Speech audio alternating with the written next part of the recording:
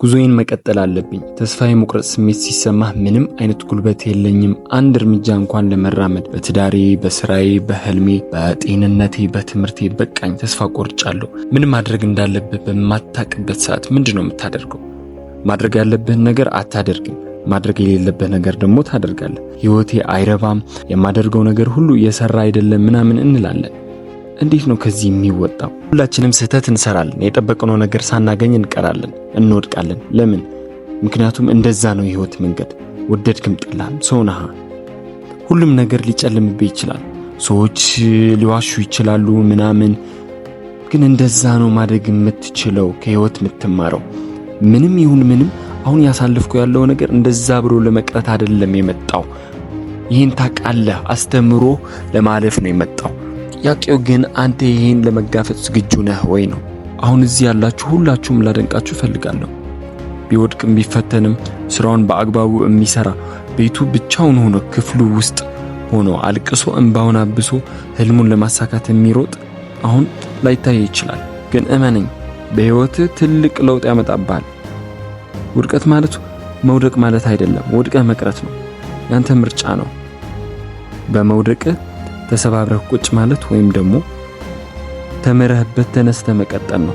ያንተ ምርጫ ነው። ሀብታም፣ ደሃ፣ መካከለኛ፣ ደስተኛ፣ ሀዘንተኛ ያንተ ምርጫ ነው። ይህ ሁሉ ነገር መጠበቅ አለበት። ጥሩ ነገር ሁሉ ወደ ህይወትህ እየመጡ እንደሆነ፣ ምክንያቱም ያንተ ሐሳብ ብዙ ነገር መፍጠር ይችላል።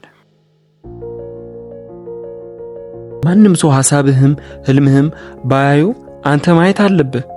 ያንተ ነው፣ ማመን አለብህ፣ ግዴታ ነው። የፈለገ ነገር ይፈጠር ዝም ብለህ መቀጠል አለብህ።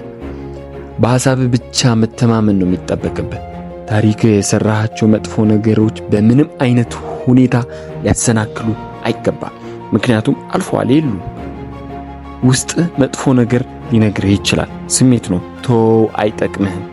ምን ማድረግ እንዳለብህ እንኳን ባታቅ ዝም ብለህ ራስህን ወደህ ህይወትህን ቀጥል። ከችግሮችህ አትሩጥ፣ ወደ ችግሮችህ ሩጥ። አትፍራ። ዛሬ ከሩጥ ነገ ይመጣሉ። አሁኑኑ ተጋፈጣቸው። አታልቅስ፣ አትሩጥ፣ ተስፋ አትቁረጥ። ዝም ብለህ ወደ ችግሮችህ ሩጥ።